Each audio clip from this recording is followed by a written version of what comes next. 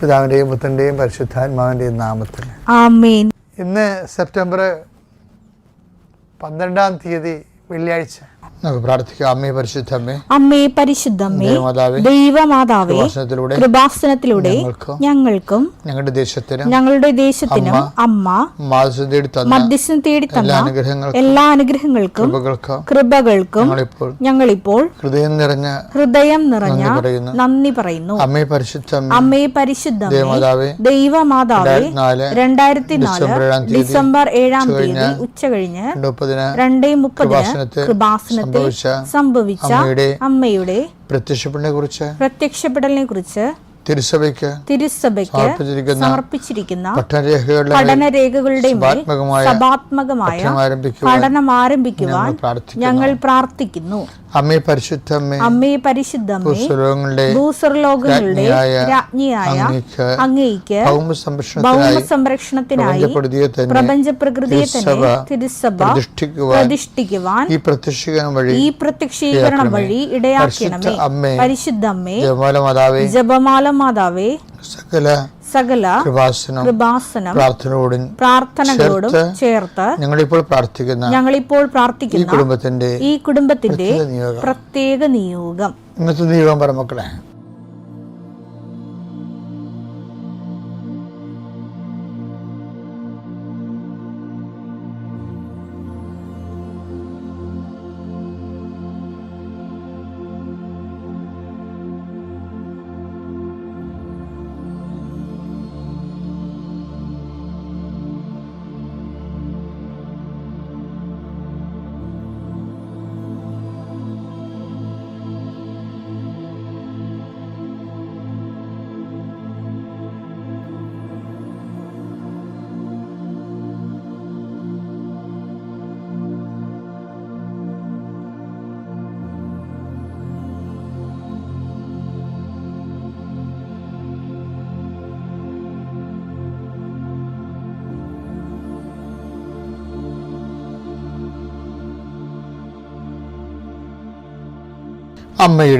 അമ്മയുടെ പ്രത്യക്ഷീകരണത്തിന്റെ ഈ അനുഗ്രഹവേളയിൽ ഞങ്ങൾക്ക് സാധിച്ചു തരുവാൻ കനിയണമേ. ആമേൻ. വിശ്വാസ പ്രമാണം. സർവശക്തനായ പിതാവും ആകാശത്തിന്റെയും ഭൂമിയുടെയും സൃഷ്ടാവുമായ ദൈവത്തിൽ ഞാൻ വിശ്വസിക്കുന്നു. അവിടുത്തെ ഏകപുത്രനും ഞങ്ങളുടെ കർത്താവുമായ ഈശോമിശിഹായിലും ഞാൻ വിശ്വസിക്കുന്നു. ഈ പുത്രൻ പരിശുദ്ധാത്മാവിനാൽ ഗർഭസ്ഥനായി കന്യകാമറിയത്തിൽ നിന്ന് പിറന്ന് പൊന്തിയോസ് പീലാത്തോസിന്റെ കാലത്ത് പീഡകൾ സഹിച്ച് കുരിശിൽ തറയ്ക്കപ്പെട്ട് മരിച്ച് അടക്കപ്പെട്ട് പാതാളങ്ങളിൽ ഇറങ്ങി മരിച്ചവരുടെ ഇടയിൽ നിന്ന് 3-ാം നാൾ ഉയർത്ത് സ്വർഗത്തിലേക്ക് എഴുന്നള്ളി സർവശക്തിയുള്ള പിതാവായ ദൈവത്തിന്റെ വലതുഭാഗത്തിരിക്കുന്നു. അവിടെ നിന്ന് ജീവിക്കുന്നവരെയും മരിച്ചവരെയും വിധിക്കുവാൻ വരുമെന്നും ഞാൻ വിശ്വസിക്കുന്നു. പരിശുദ്ധാത്മാവിലും ഞാൻ വിശ്വസിക്കുന്നു. വിശുദ്ധ കത്തോലിക്കാ സഭയിലും പുണ്യവാന്മാരുടെ ഐക്യത്തിലും പാപങ്ങളുടെ മോചനത്തിലും ശരീരത്തിന്റെ ഉയർപ്പിലും നിത്യമായ ജീവിതത്തിലും ഞാൻ വിശ്വസിക്കുന്നു. ആമേൻ.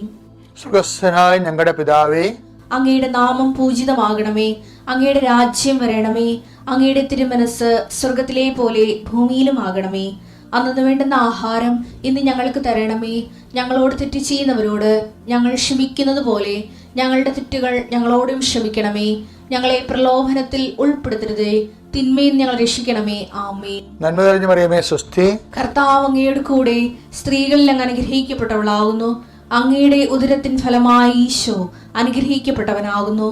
പരിശുദ്ധ മറിയമേ, തമ്പുരാന്റെ അമ്മേ, പാപികളായ ഞങ്ങൾക്ക് വേണ്ടി ഇപ്പോഴും ഞങ്ങളുടെ മരണസമയത്തും തമ്പുരാനോട് അപേക്ഷിക്കണമേ. ആമേൻ.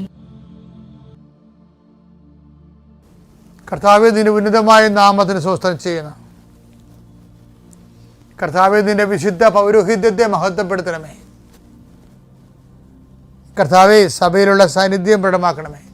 39 വർഷം ഞാൻ അർപ്പിച്ച കുർബാനയുടെ യോഗ്യതയാൽ ഇന്ന് സഞ്ചരിക്കുന്ന എല്ലാവരെയും, ഇന്ന് ഈശോയെ ഭാരത്തൂക്കമുള്ള ഓരോ വിഷയങ്ങൾക്ക് വേണ്ടി വേദനിച്ച് നടക്കുന്നവരെ അങ്ങ് സന്ധിക്കണം. കർത്താവേ, സാമ്പത്തികമായ കടങ്ങളിലൂടെ പരിഹാരമില്ലാതെ നീങ്ങുന്നവരെയും ജപ്തി നടപടി നേരിടുന്നവരെയും കണ്ണുനീരിടാൻ ദിവസം സംബന്ധിച്ച് പ്രാർത്ഥിക്കുന്ന ഈശോയെ കർത്താവേ, അങ്ങയുടെ മറുപടി ഉണ്ട് ഈശോയെ. അങ്ങ് വിചാരിച്ചാൽ മതി, ഒരു നിമിഷം വിചാരിച്ചാൽ മതി, അങ്ങയുടെ മക്കൾ രക്ഷപ്പെടും. എല്ലാവരും പറയണത് ഈ ഒരു ദുരന്തത്തിൽ നിന്ന് ഞാൻ രക്ഷപ്പെട്ട, ഞാൻ ദൈവത്തെ മറക്കാതെ ജീവിച്ചോളാം എന്ന് പറയുന്നുണ്ട് ഈശോയെ. അത് കേൾക്കണമേ എന്ന് പ്രാർത്ഥിക്കുന്നു. വിശ്വാസം തണുത്തു പോയവരെ, പ്രാർത്ഥനയില്ലാത്ത കുടുംബങ്ങളെ, അവരെല്ലാം കർത്താവെ എന്ത് ചെയ്യണമെന്ന് അറിയാൻ പാടില്ലാതെ പല സഭകളിൽ പ്രവർത്തിക്കുന്നവർ ഒരു വീട്ടിൽ നിൽക്കുകയും ആ വീട്ടിൽ ഇരുട്ടായി മാറുകയും ചെയ്യുന്ന അവസ്ഥയിൽ കർത്താവെ മനസ്സ് സംഘർഷം കൊണ്ട് ജീവിക്കുന്നുണ്ട് ഈശോയെ. ഒതുങ്ങിക്കൂടി ജീവിക്കുന്നുണ്ട് ഈശോയെ. ആരോടും പറയാതെ വഴക്കില്ലാതെ സഹിച്ച് ജീവിക്കുന്നുണ്ട് ഈശോയെ. നിശബ്ദ ദുരന്തമായിട്ട് കഴിയുന്നുണ്ട് ഈശോയെ.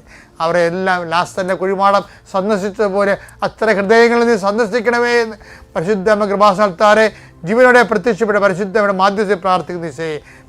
വൈവാഹ തടസ്സമുള്ളവർ, കുഞ്ഞുങ്ങളില്ലാത്തവർ, ഭവനരഹിതർ, ജോലിയില്ലാത്തവർ, സാമ്പത്തിക കടങ്ങളാൽ സമാധാനമില്ലാത്ത കുടുംബങ്ങളെ ഇതെല്ലാം സന്ധിക്കാൻ വേണ്ടി യേശുവിന്റെ നാമത്തിൽ പ്രാർത്ഥിക്കുന്നു. ആമേൻ. നമ്മളെ കൃപാസനത്തിൽ ദൈവം നമുക്ക് നൽകിയ ഏറ്റവും വലിയ നിധി എന്ന് പറഞ്ഞാൽ എന്താണ്? ഉടമ്പടിയാണ്. ഉടമ്പടി വരാൻ കാരണം എന്ന് വെച്ച് കഴിഞ്ഞാൽ,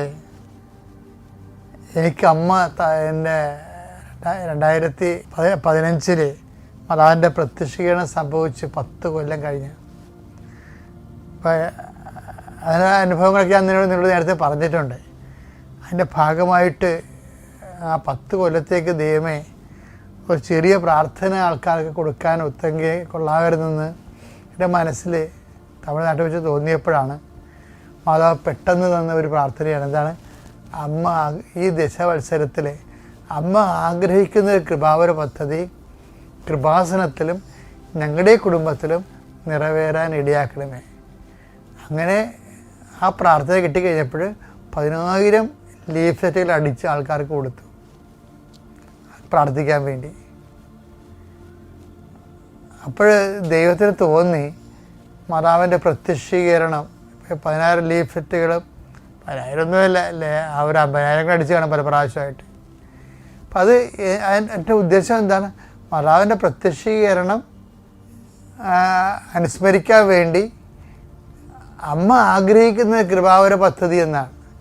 ആ പ്രാർത്ഥന സത്യസന്ധമായതുകൊണ്ടാണ്. കാര്യം ആ പ്രാർത്ഥന സത്യസന്ധമായ കാരണം എനിക്ക് ഐഡിയ ഒന്നും കിട്ടിയില്ല. എങ്ങനെയാണ് ഈ 10ാം കൊല്ലം കൊമമറേറ്റ് ചെയ്യണമെന്ന് അറിയത്തില്ലായിരുന്നു. ആ ചെയ്യണമെന്ന് അമ്മ പറയുകയും ചെയ്യുന്നുണ്ട് മനസ്സിൽ.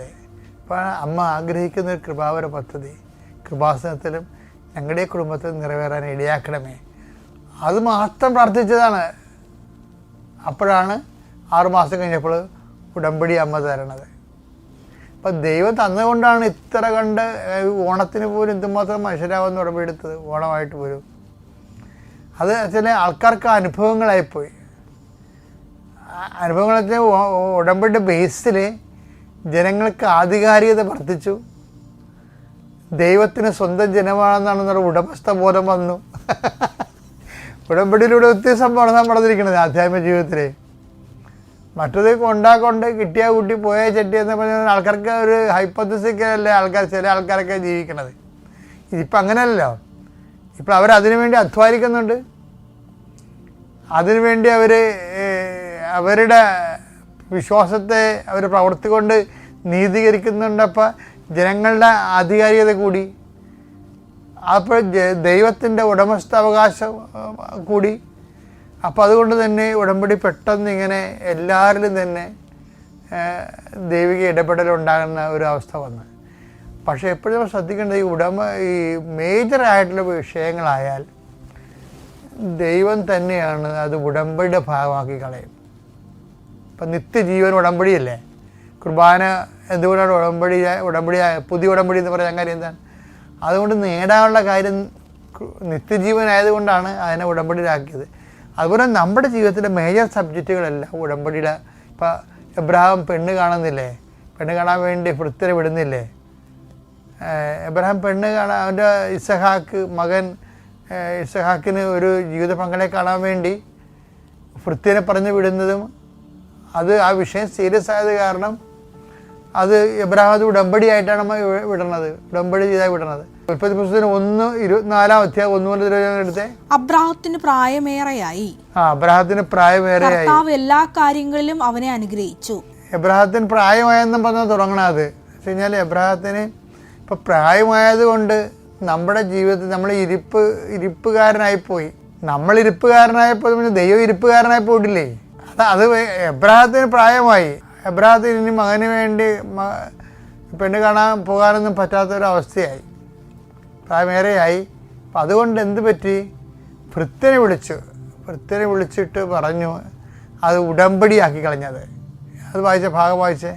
അവൻ തന്റെ എല്ലാ വസ്തുക്കളുടെയും മേൽനോട്ടക്കാരനും തന്റെ ഭവനത്തിലെ ഏറ്റവും പ്രായം കൂടിയവനുമായ വേലക്കാരനെ വിളിച്ചു പറഞ്ഞു, നിന്റെ കൈ എന്റെ തുടയുടെ കീഴെ വയ്ക്കുക. ഞാൻ പാർക്കുന്ന ഈ നാട്ടിലെ കാനാന്യരുടെ പെൺമക്കളിൽ നിന്ന് എന്റെ മകന് ഭാര്യയെ തിരഞ്ഞെടുക്കുകയില്ലെന്ന് ആകാശത്തിന്റെയും ഭൂമിയുടെയും ദൈവമായ കർത്താവിന്റെ നാമത്തിൽ നിന്നെ കൊണ്ട് ഞാൻ സത്യം ചെയ്യിക്കും. ഉടമ്പടിയാകണം എന്ന് വെച്ച് കഴിഞ്ഞാല് ദൈവമില്ലാത്ത ഒരു സമൂഹത്തിൽ നിന്ന് ജീവിത പങ്കാളിയെ എടുക്കരുത് നമ്മൾ. അത് ഇന്നും നമ്മൾ ശ്രദ്ധിക്കേണ്ട കാര്യമാണ്. ദൈവവിശ്വാസമില്ലാത്ത സത്യദൈവത്തിൽ വിശ്വസിക്കാത്ത ഒരാളെ കൊണ്ട് അയാളെ ജീവിത പങ്കാളിയായിട്ട് എടുക്കരുത്. അതോടുകൂടി നമ്മുടെ കൃപകളെല്ലാം ബ്ലോക്കായി പോകും. അതായത് ദൈവത്തിൽ വിശ്വാസം ഉണ്ടാകണം. വിശ്വാസം ഇല്ലെങ്കിൽ ആ ഒരു ബന്ധത്തിന് പോകരുത്. പിന്നെ പറഞ്ഞൊരു കാര്യമില്ല. ഇപ്പം നിങ്ങൾ ഓർക്കും ഈ കാലമല്ലേ ജാതിയോ മതമോ ആര് നോക്കാനാണെന്നൊക്കെ ചോദിക്കും. നോക്കാത്തവനും നോക്കേണ്ട കാര്യമില്ല. എന്താ കാര്യം? അവൻ നോക്കിയിട്ടും കാര്യമില്ലാത്തതുകൊണ്ടാണ്. അവൻ നോക്കിയിട്ടും കാര്യമില്ല. അവന് ദൈവത്തെക്കുറിച്ച് ഒരു ഐഡിയ ഇല്ലാത്തവന് നമ്മളെന്തിനാണ് അടിച്ചേൽപ്പിക്കണത്? അവന് ഐഡിയ കിട്ടാനുള്ള സാഹചര്യത്തിൽ ദൈവം അവനെ ഒരു ക്രിസ്തീയ കുടുംബത്തിൽ ജനിപ്പിച്ചു. പക്ഷെ അതുകൊണ്ട് അവന് പ്രയോജനമൊന്നും ഉണ്ടായില്ല. പിന്നെ ഇനിയിപ്പോൾ നമ്മൾ പ്രയോജനം ഉണ്ടാക്കാൻ വേണ്ടി ചെന്നിട്ടും കാര്യമില്ല. പക്ഷെ നിൽക്കുന്നു എന്ന് തോന്നുന്ന എന്ത് ചെയ്യണം? അവൻ ഇത് കണ്ടിട്ട് വീഴരുത്. ഞാൻ പറയാൻ ഉദ്ദേശിക്കുന്ന കാര്യം എന്ന് വെച്ച് കഴിഞ്ഞാൽ മേജർ സബ്ജക്റ്റുകൾ അത് ഉടമ്പടി അടിസ്ഥാനത്തിലാണ് നമ്മൾ ചെയ്യേണ്ടത്. അപ്പോൾ തന്നെ ഉടമ്പടി എടുത്തിരിക്കുന്ന ആൾക്കാരെ കാലം അങ്ങോട്ട് ചെല്ലുന്തോറും ഉടമ്പടി ഡൈല്യൂട്ട് ആകാതിരിക്കാൻ വേണ്ടി പ്രത്യേകം ശ്രദ്ധിക്കണം. അപ്പോൾ ദൈവത്തിന് മനസ്സിലാവും നമ്മൾ ഒരാൾ വ്യക്തി ഉടമ്പടിയിലാണെന്ന്, സത്യസന്ധ ഉടമ്പടിയിലാണെന്ന് കണ്ടാൽ പിന്നെ ദൈവം അവന് ഒരിക്കലും കൈവിടത്തില്ല. അതൊരു ഉറപ്പുണ്ടായാൽ മതി.